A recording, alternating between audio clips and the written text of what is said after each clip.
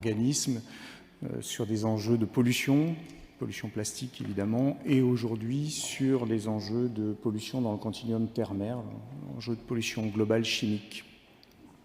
À ces missions-là, la Fondation Tara Océan a adossé des missions de sensibilisation, d'information, des scolaires dans un premier temps, du grand public dans un second temps, et puis d'accompagnement des décideurs économiques et politiques dans leur prise de décision, dans l'idée de transmettre les acquis de la science et de faire de sorte que ces acquis de la science puissent se transformer en action sociétale.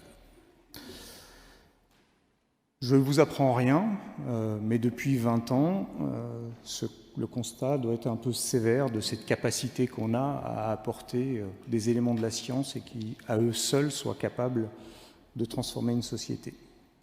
Malheureusement, nous ne sommes pas que des êtres rationnels et efficaces. Nous sommes également des individus, chacun nourri de ses propres contradictions et une société nourrie de ses propres contradictions. Aujourd'hui, on fait le constat que cette connaissance, elle n'induit pas le changement automatique.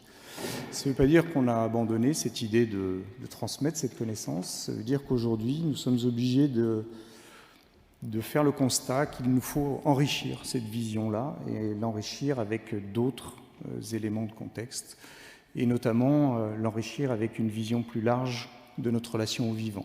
Aujourd'hui, malheureusement, je pense qu'une des principales difficultés que je rencontre dans mon quotidien de chargé de plaidoyer, c'est de constater que le vivant n'est qu'un concept pour l'essentiel de mes interlocuteurs et de mes concitoyens.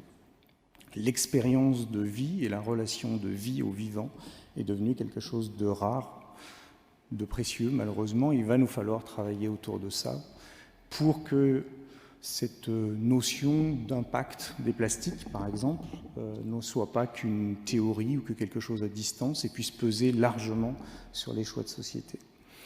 Il va nous falloir enrichir cette vision de la science d'une éthique du vivant, et c'est tout un des enjeux aujourd'hui que nous portons au travers de l'engagement que nous avons dans les différents textes qui vont demain arbitrer de nos changements de société, que ce soit le futur traité international sur les plastiques, porté par l'ONU, que ce soit les différents règlements européens dont vous avez peut-être entendu parler, PPWR, REACH, etc., ou les textes nationaux que sont la loi AGEC, que sont les différents amendements à cette loi. Pourquoi ? Tout simplement parce que devant nous s'ouvre un changement radical de société si nous voulons aller au fond de la problématique.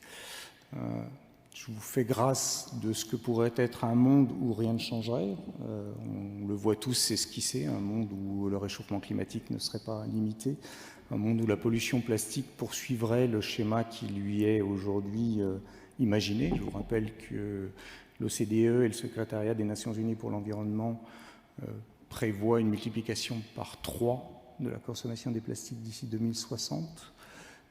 Donc grosso modo, un impact x7 sur les milieux océaniques d'ici 2060.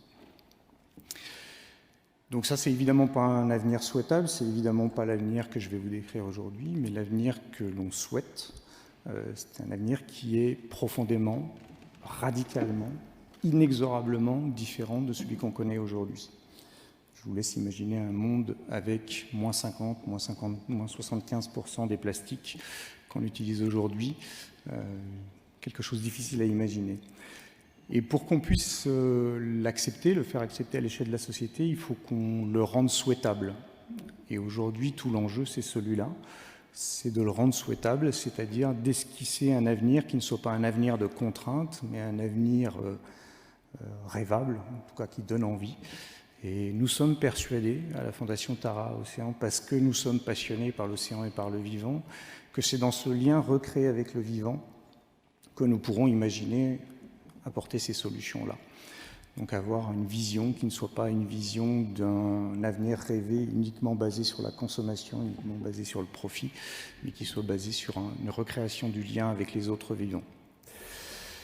Vous me permettrez juste pour finir ça, et je suis après ouvert pour échanger avec vous sur des choses plus pragmatiques en matière de traité international sur le plastique. J'ai voulu cette introduction assez large, mais je suis tout à fait, je serais très heureux de discuter avec vous de ces enjeux de traité plastique sous forme de questions-réponses.